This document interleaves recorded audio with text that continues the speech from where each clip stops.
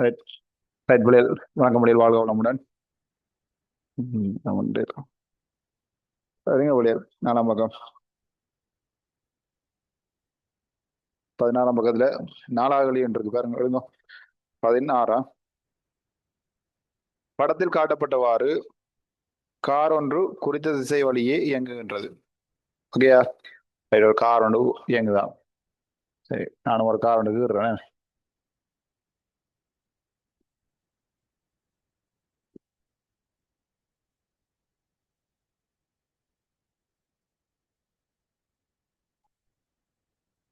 ஓகேயா? கார் இந்த திசையில இயங்குது. ரைட். இதன் போது தரைக்கும் காரின் டயர்களுக்கு இடையில, தரை தானே புலியல்.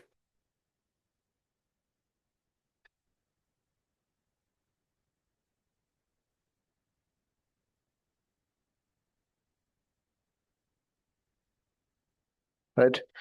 காரின் டயர்களுக்கும் இடையிலான உராய்வு விசை வந்து நான் ஒன்றிட்டான். அப்ப இங்க பாருங்க, கார் வந்து இந்த திசையில போகுது முன்னுக்கு. அப்ப இயக்க திசைக்கு இது அப்படியே இயக்க திசை. இந்த திசையில என்னது இயக்கம் நடக்கும். ஓகே தானே? அப்ப இயக்க திசைக்கு எதிராக தான் நடக்கும், எங்களை உராய்வு விசை தொழிற்படும். ஓகே தானே? அவங்க உராய்வு விசை இருக்க போகுது எங்களுக்கு இந்த திசையில உராய்வு விசை தொழிற்பட போகுது. 2 திசையிலையும் தொழிற்படும். சரிதானே? அப்போ உராய்வு விசை எவ்வளவா? உராய்வு விசை வந்து 400 நியூட்டன் மொத்தம் வந்துட்டாங்க. இயந்திரத்தால் பிரயோகிக்கப்படும் முன்னோக்கிய விசை 600 நியூட்டன். இங்கே எவ்வளவு விசை பிரயோகிக்கப்படுது? 600 நியூட்டன். அமையமெனின் சமணர்வான விசையின் பெருமானம். அது என்ன சமணர்வு விசைனா? சமப்படுத்தாத விசை. சரியா? அதாவது கூடிய விசை. இப்ப இது 400 600 ரெண்டும் சமனாவோட இருக்கு இல்ல தானே? வேற வேற தானே? சரியா? சமம் இல்ல. ஓகே தானே? சிம்பிளா மைண்டால நினைச்சு பாருங்க முடியாது. ஓகே, கார் ஒன்று இந்த திசையில இயங்குதுடா. சரியா? கார் வந்து நிலத்தோட தொடுகையில இருக்கும். இப்ப என்ன காத்துல பறக்குது கார் இல்ல தானே? சரியோ? அங்க உராய்வு இருக்கும். அப்ப சார் நிலத்துல பறக்கலான, நிலத்துல போய்க்கலான உராய்வு இருக்கும். வானத்துல பறக்கிற இந்த விமானங்களுக்கு உராய்வு இருக்குமாண்டு ஒரு கடி வரும். அங்கேயுமே இருக்கு உராய்வு. என்ன இருக்கு? வழி. என்னடா எங்கட பிளைட் எல்லாமே என்னது அங்கால அண்டவெளியில பறக்குது இல்ல தானே? அங்க என்ன வெற்றத்துல பறக்குது. அங்க வளிமண்டலத்துக்குலாம் முடியல, எல்லா பிளைட் எல்லாமே பறக்குது. விளங்குதா?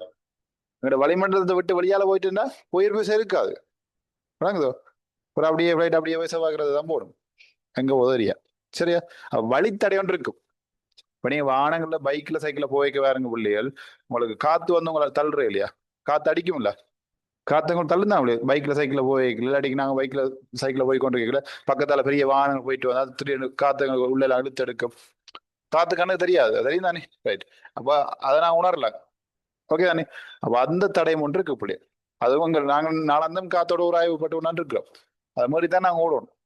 இப்போ ஓடுறது சும்மா இந்த கிரவுண்ட்ஸ் எல்லாம் விளையாடுற ஃபுட்பால் வாலிபால் இந்த கிரிக்கெட் எல்லாம் விளையாடுறீங்கள, நல்லா காத்தடிக்கிற காலங்கள்ல பாருங்க முடியல. நாங்கள் எவ்வளவுதான் அடிச்சாலும் அது காத்தடிக்கிற திசைக்கெல்லாம் என்ன செய்ய முடியும்? அந்த போல் எல்லாம் ஓடிக்கிடும். காத்து வந்து தள்ளி கொண்டு போகும். உலக சொல்றேன். அப்ப வழியில என்னது வழித்தடை ஒன்று இருக்கு. வழியோட அந்த ஒரு ஆய்வு நடக்கும். சரிதானே? ரைட். அப்ப இந்த கார் வந்து என்ன செய்யுது? இந்த நிலத்தோட தொடுகையில இருக்குது, ஓடிக்கொண்டு இருக்குது. எதிர் விசை உழவு தடை விசையில எதிர் விசை அப்படி ஒரு பொருளுடைய இயக்கத்துக்கு எதிரான விசை. ஒரு மேற்பரப்பு நிலமன்ற ஒரு மேற்பரப்பு, வானம் அந்த காரோட டயர்ன்றது இன்னொரு மேற்பரப்பு. 2 மேற்பரப்புகள் தொடுகையில் இருக்கீங்களா ஒன்று சார்பா உண்டு. அடே ரோட்ல கார் ஓடிட்டு போகணும்டா. ரோடும் சேர்ந்து ஓடி வருது. எங்களோட ரோடும் சேர்ந்து ஓடி வருது இல்ல தானே? ரோடு அப்படி இருக்க முடியாது.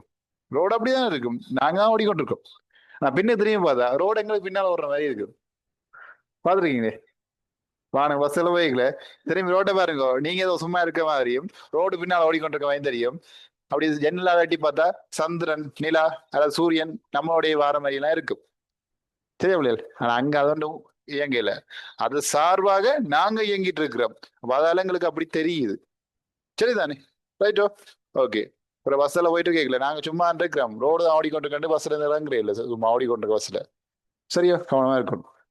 அப்ப பாருங்க, அப்போ அப்படி அந்த தொடுகையில ஓடிட்டு இருக்க பிள்ளைகள் அந்த இயக்கம் அங்கால நடக்க அதுக்கு எதிரான திசையிலான் எப்பவுமே இயக்கத்துக்கு எதிராக தான் பிள்ளைகள் உராய்வு விசை தொழிற்படும். அதான் மனசுல வச்சுக்கொள்ளுங்க, தெளிவா இருக்கணும். ஓகே. எவ்வளவு? 400 ஆனா அங்கால கொடுக்குற விசை எவ்வளவு? 600. எப்படி இந்த உராய்வு விட கூட விசை தானே வானம் அங்கால இயங்கும். இல்லாட்டி இயங்காது இல்ல, வானம் நிற்கும் அப்படி. சரியா? ரைட். அப்ப வானம் கொடுக்குற விசை 600 நியூட்டன். சரியா? இது 400 என்ன பிள்ளைகள்? எதிர் விசை 400 இல்ல? அப்ப எதிர்த்து செய்யற ரெண்டும் அப்ப என்ன செய்யணும்? கழிக்க வேணும் என்ன? கழிச்சீங்கன்னா எங்களுக்கு விளைவு விசை எவ்வளவா இருக்கும்? 200 நியூட்டனாக இருக்கும். சரிதானே? விசை எவ்வளவா இருக்கும்? விளைவு விசை 200 நியூட்டனா இருக்கும். இதுல கேட்ட என்ன விளையல்? அமைமனின் சமனா விசையின் பெருமானம். பெருமானம் யாது? சரியோ, இதுல ரெண்டு விஷயம் வந்துட்டு திசை வந்துட்டு இதுல ரெண்டு விட இருக்கு பாருங்க விளையல். 200 1000 போட்டிருக்காங்க. ஏன் நீங்க கட்டிக்கால பிள்ளைலானே, ஏன் சும்மா அதை யோசிச்சு கொண்டிருக்கீங்க? சரியா? ஏன் சும்மா நான் யோசிச்சு கொண்டிருப்பான். அங்க 600 சரி, இங்க 400 கூட்டி விட்டா 1000. சரியோ? 1000 என்ன வேற ஆப்ஷன்லாம் 1000 இல்ல. சரிதானே? அப்ப 1000 முதல்ல அப்படி அடிச்சு விட்டு போறது. விளங்குதே? கவனம், ரெண்டு திசை வேறடா. ஒரே திசைன்னா கூட்டலாம் பிள்ளைகள். டேய், அங்கால 600 மீட்டர்ல பிடிச்சோ இழுக்கிறார், இங்கால 400 மீட்டர்ல இழுக்கிறார். அப்புறம் என்ன கூட்டுவோமா நாங்க? இப்ப நீங்க விளைவு படிச்சிருப்பீங்க அப்படியா? நாங்க என்ன பார்க்கல, நான் 10ஆம் படிச்சிருப்பீங்க விளைவு. ஒரே திசையில தானே செய்யணும், கூட்டணும். எது திசையில வந்தா கழிக்கணும். இப்போ ஒரு மேசை ஒன்று இருக்கணும், வைப்போம் அங்க ஒரு ஆள் இருக்கிறார், நானுமே ஆள் இருக்கிறேன். சரியோ?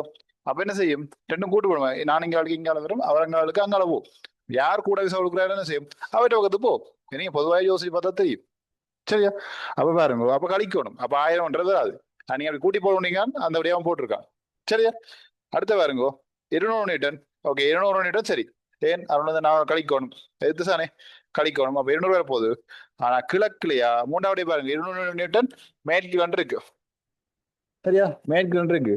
அப்ப கிழக்கா மேற்கான ஒரு பிரச்சனை இருக்கு. சொல்ல விடுங்களா? சரியா? அப்ப என்ன திசையா இருக்கு? யோசிங்க போங்க.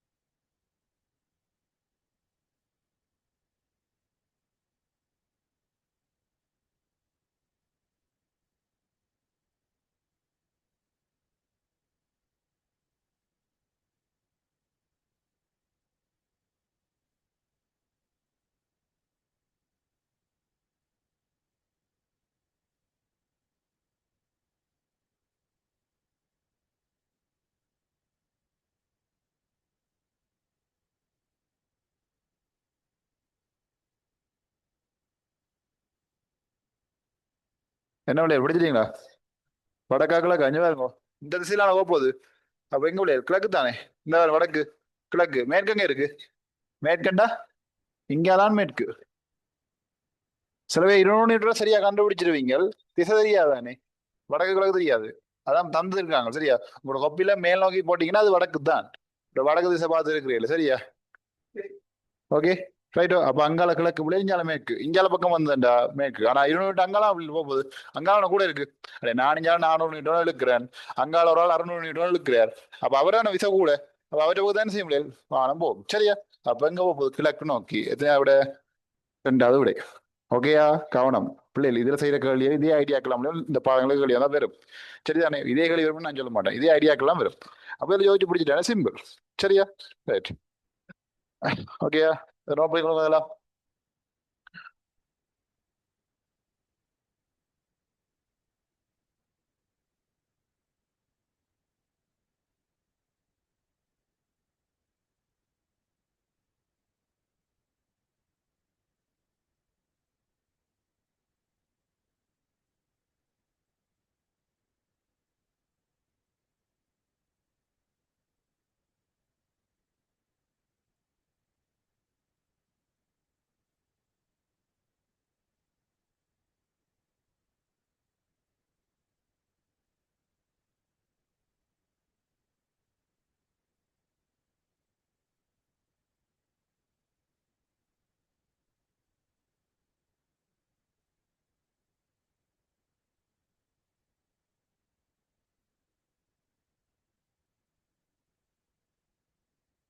Okay right.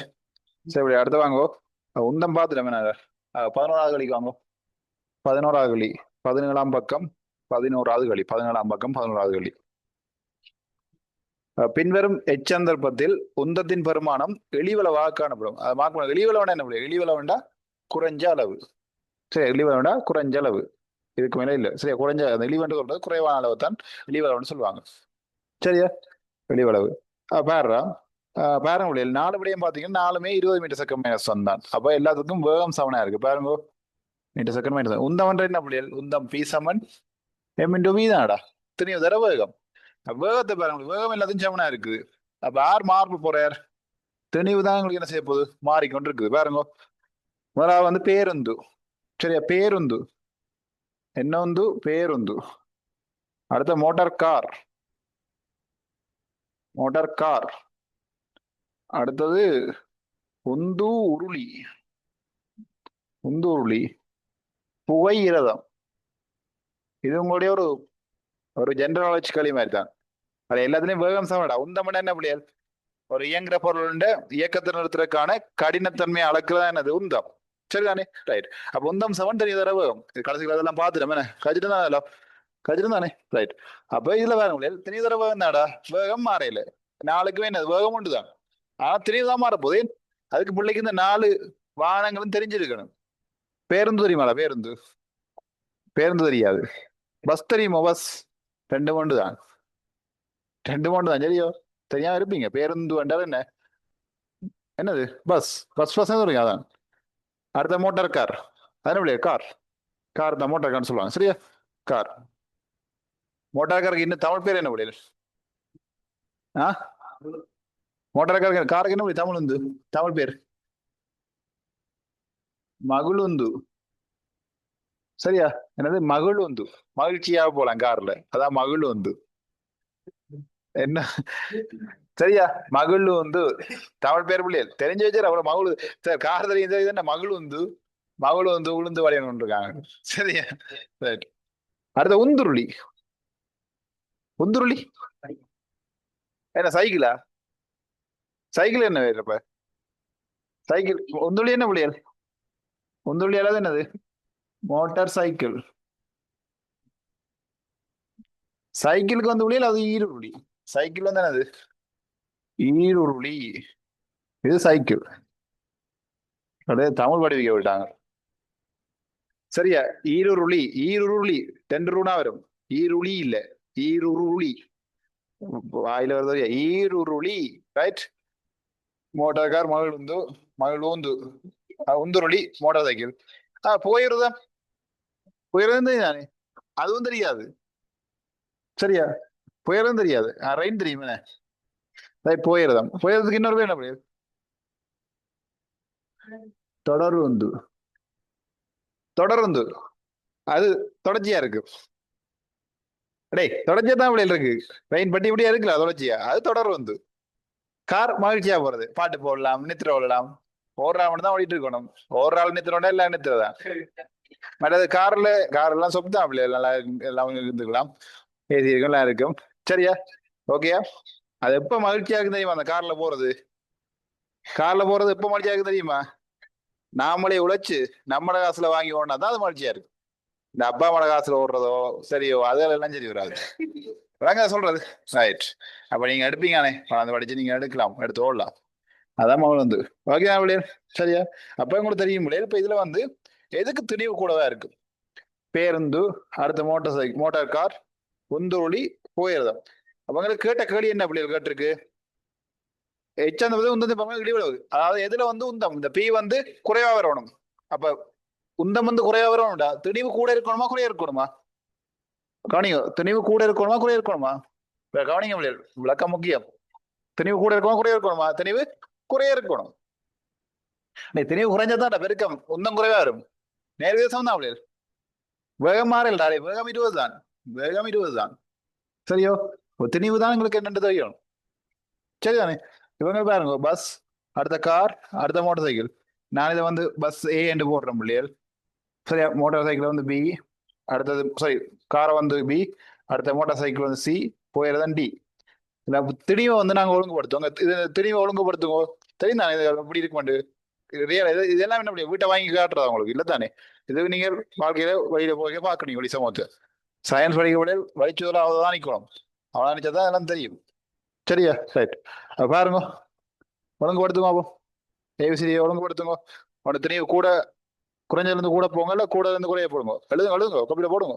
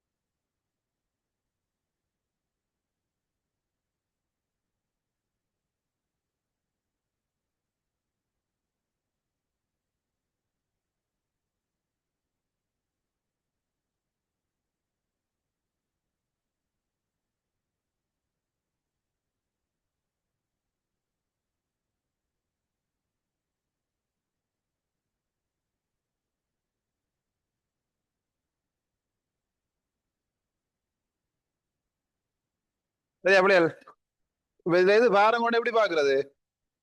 டவுனுக்கு போங்கோ, பஸ் எடுத்து தராசுல வச்சு பாருங்கோ எத்தனை கிலோமீட்டர் பார்ப்போம்.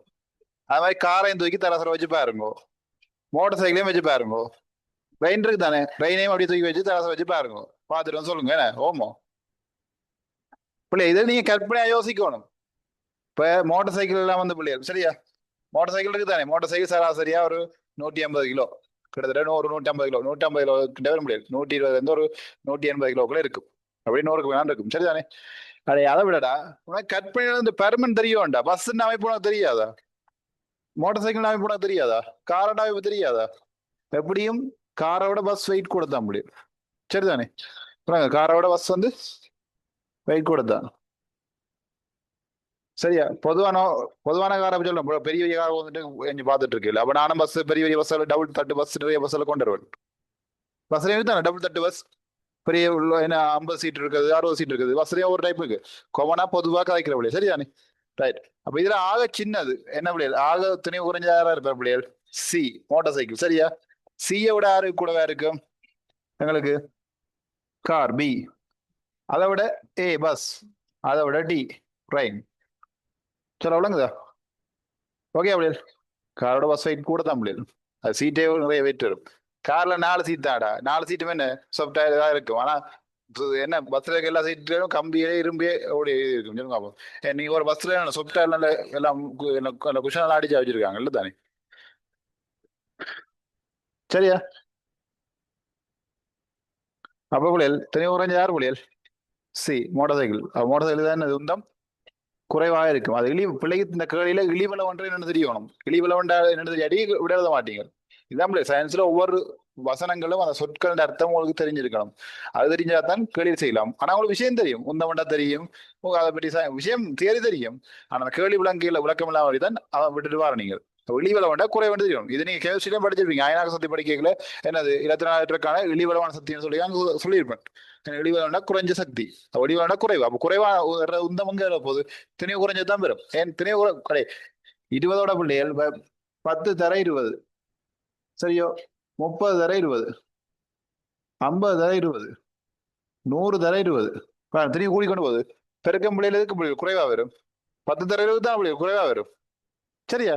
அப்ப நீங்க இது கற்பனையா பண்ணி பார்க்கணும். அப்புறம் சொல்ல சார், நான் பேருந்து வெயிட் எல்லாம் பார்த்தது இல்ல, மோட்டார் சைக்கிள் எல்லாம் தூக்கி பார்த்தது இல்ல, ரெயின் பட்டியை தூக்கி பார்த்தது இல்ல. இது நாங்க ஏதாவது லைஃப்ல அப்படி செய்யலாம் அப்படி இல்லைங்க. ஆனா கண்ணால பாத்துருக்கீங்க, பஸ் தெரியாம யாரும் இருக்கிறீங்களாடா, ட்ரெயின் தெரியாம இருக்கிறீங்களா, கார் தெரியாம இருக்கிறீங்களா, மோட்டார் சைக்கிள் தெரியாம இருக்கீங்களா, தெரியும். ஆனா மகுழுந்து தொடருந்து ஈருருளி உந்துருளி அது தெரியாம இருக்கலாம். சரி தானே, கவனமா இந்த பேரெல்லாம் வச்சுக்கொள்ள முடியாது. வைங்க அப்புறம் வந்தா விடை வந்து 11க்கு மூன்றாவது.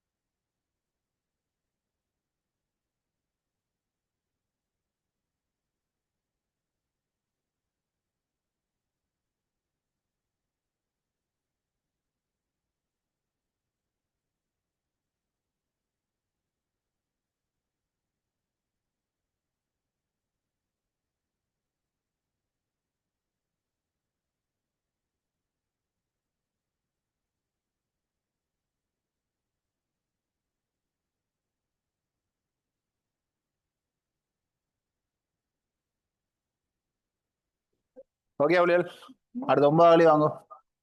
9வது களி. ஒரு கேள்விக்குள்ளேயும் சம்பந்தோட எல்லா தேர்வுமே காய்க்கிற முடியாது. எல்லாத்தையும் அப்படியே அடங்கி எடுங்கோ. கையில கூட புத்தகம் இருந்தா காண முடியாது.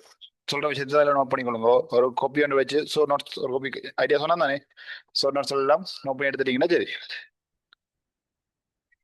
ஓகேயா?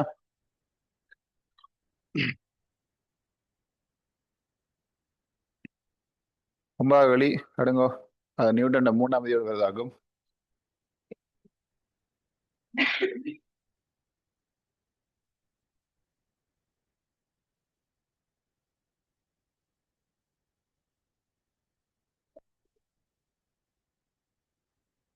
ஒன்பதாவது களி எடுங்கோ. படத்தில் காட்டியவாறு காற்றடைக்கப்பட்ட பலூன் ஒன்று பேனா குழாய் ஒன்றின் உதவியுடன் கம்பியில் இணைக்கப்பட்டு காற்று திறந்து விடப்படுகிறது. இதன்போது பலூன் காற்று வெளியேறும் திசைக்கு எதிர் திசையில் பயணிக்கிறது. இவ்வியக்கத்துடன் தொடர்புடைய விசைச்சோடிகள். ஓகே, ஒரு கம்பியில வந்து பிள்ளைகள் ஒரு பானை குழாய் என்ன செய்யறாங்க, கட்டுறாங்க. ரைட், பானை குழாய் விட்டுட்டு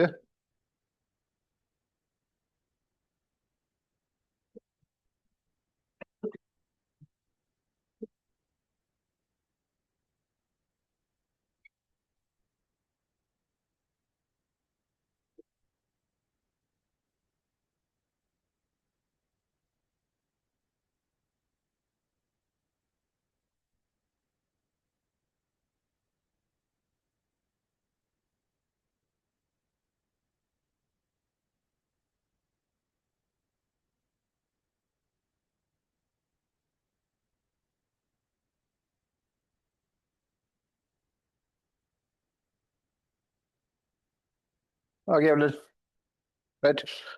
கவனிங்க, ஒரு பானைக்குழாய் என்ற வழி உங்களோட ஸ்டோ ஜூஸ் எல்லாம் குடிப்பீங்க, ஸ்டோ சோடா இந்த ஜூஸ் எல்லாம் குடிப்பீங்க, அதான் அதுக்கு பேர் என்னது, பானைக்குழாய். அந்த குழாய் எடுத்து என்ன செய்யறது, ஒரு மெல்லிய கம்பி ஒன்று இல்லை, அது குழாய் உள்ள போய் வந்து அவளே அசையும். எடுத்துட்டு வந்து பானைக்குழாய் என்ன செய்யறோம், ஒரு பலூனை ஊதி போட்டு அதுல கட்டுறோம். சரியா, கட்டி வச்சிருக்கு. கட்டி போட்டு இந்த வாயையும் கட்டி வச்சுட்டு போய் என்ன செய்யறது, அந்த வாயை திறந்து விடுறது. கட்டின வாயை திறந்து விடுறது. திறந்துட்டு என்ன செய்ய முடியும், உள்ளுக்கு அந்த அந்த வழியெல்லாம் என்ன செய்ய முடியும், காத்து. பலூன் ஊதுறீங்கன்னா என்ன செய்றீங்க, தண்ணியை ஊத்துறீங்களா, இல்லை தான் ஊதிக்கும் கூட காத்து தான் உள்ள போகுது. சரிதானே? திறந்துட்டு என்ன செய்யும், காத்து வெளியே இருந்தானே, காத்துல என்ன செய்ய முடியாது, இந்த பி என்ற திசையில வெளியேறும். வெளியேறக்குள்ள இந்த பலூன் என்ன செய்ய போகுது, இந்த பி வெளியேறதுக்கு எதிர்த்து திசை இந்த திசையில என்ன செய்யுது, பலூன் இயங்க போகுது. சரியோ? இது பி என்ற வந்து விட என்னது, வழி வெளியேறும் திசை. வழி வெளியேறும் திசை. கியூ என்ற என்ன விடையல், பலூன் இயங்கும் திசை. ஓகே தானே? கற்பனை எடுத்து பாருங்க, இதெல்லாம் கற்பனை எடுத்தீங்க சிம்பிளா வரும். ஓகே தானே? திறந்துட்டா இங்க இதுல வருது. ஓகே தானே? ஏன்னா வலி வந்ததுக்கால போய்க்க முடியாது. வலி வந்து என்ன செய்யும்? அந்த பலூனுக்கு அந்த வலி வந்து என்ன செய்யும்? வெளியே வழியை தள்ளும். தள்ளைக்குள்ள அந்த மற்ற வழி என்ன செய்யும்? என்னையாட தவிர என்ன செய்யும்? திருப்பி தள்ளும். விளங்குதா சொல்றது?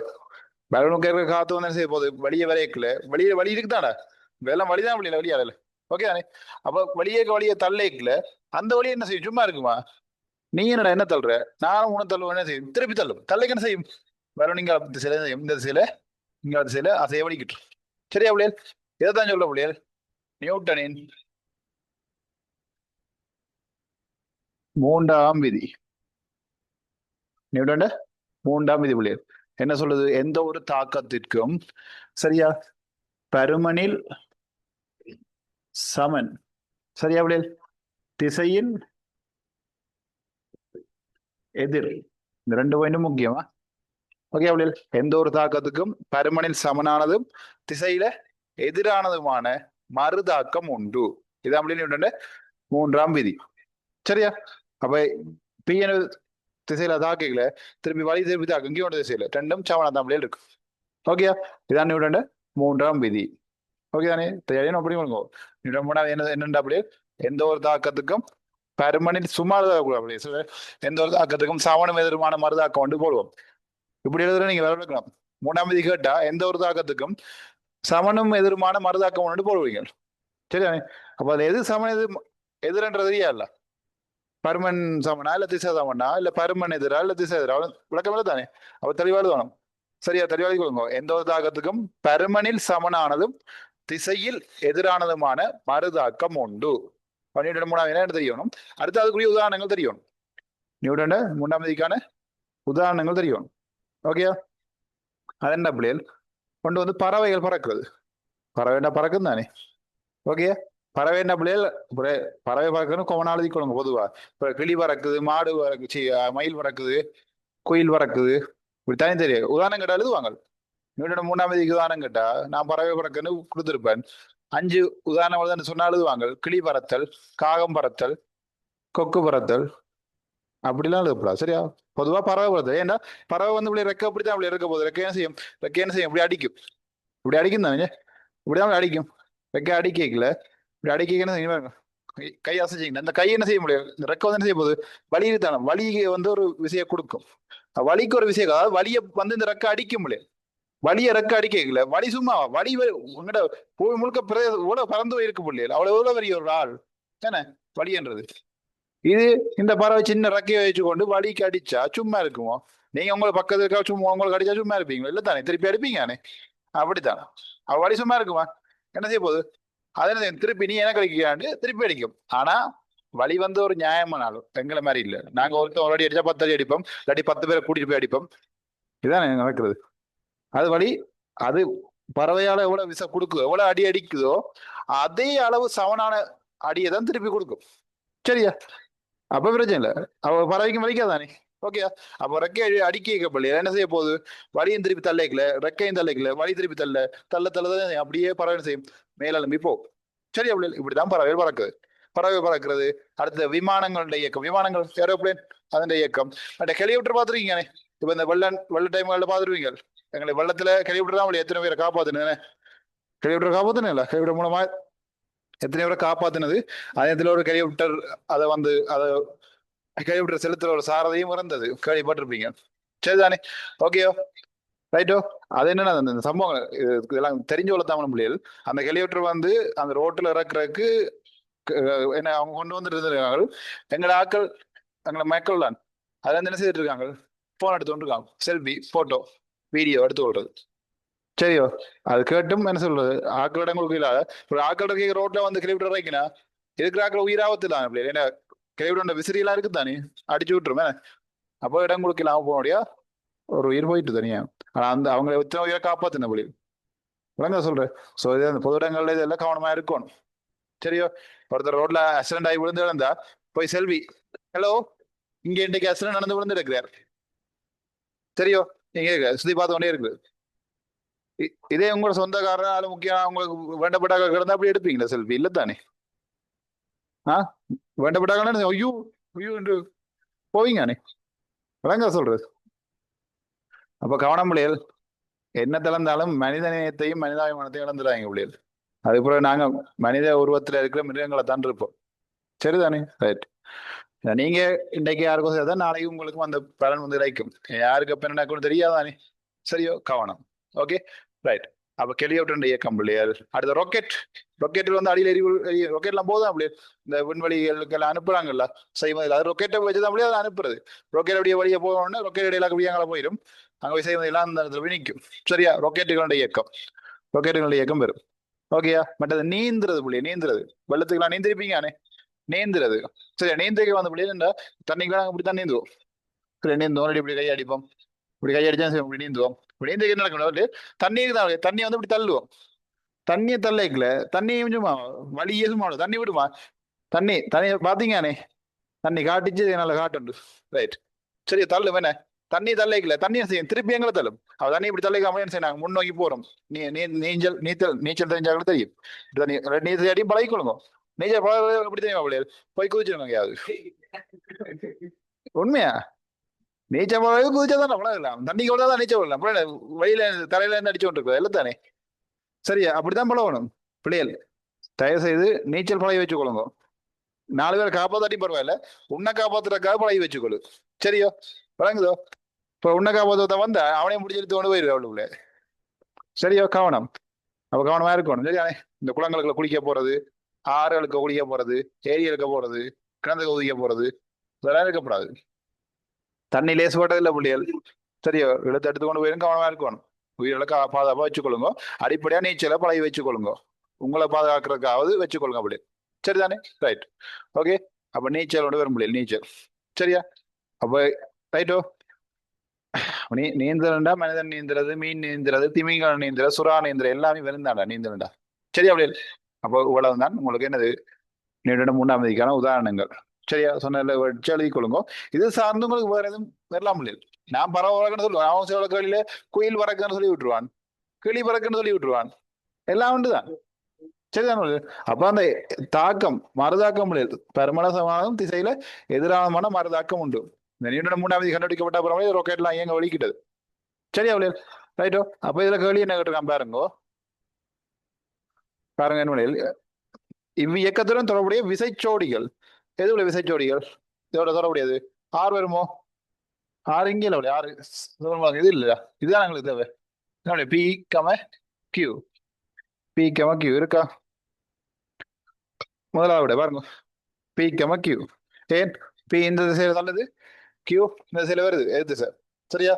பி என்றது வெளியேற திசை, கியூன்றது பலூன் இயங்குற திசை. என்ன பலூன் இயங்குற திசை? அதாவது எப்படி இல்லைங்க, அதாவது வழி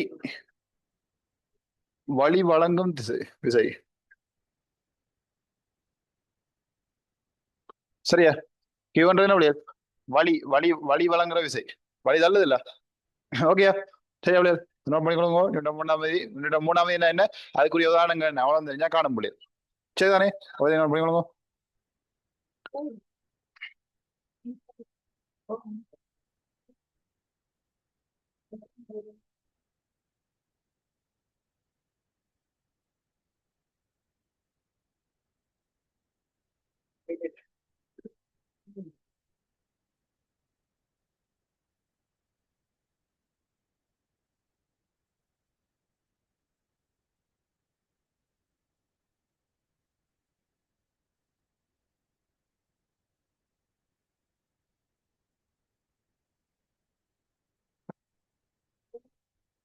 ஓகேயா? சரியா பிள்ளைகள்? ஓகே பிள்ளைகள், நான் மீண்டும் நாளை உங்களை சந்திப்போம். பிள்ளைகள் எத்தனை களி செய்யறோம் முக்கியம் இல்லை, செய்யற ஒரு களியும் முழு விளக்கமா உங்களுக்கு இருக்கணும். சரியா? இது சம்பந்தம் உங்களுக்கு எப்படி களி வந்தாலும் நீங்க சிம்பிளா செய்ய போவீங்க பிள்ளைகள். சரிதானே? ஓகே பிள்ளைகள், நாளை சந்திப்போம். நன்றி, வணக்கம், வாழ்க வளமுடன்.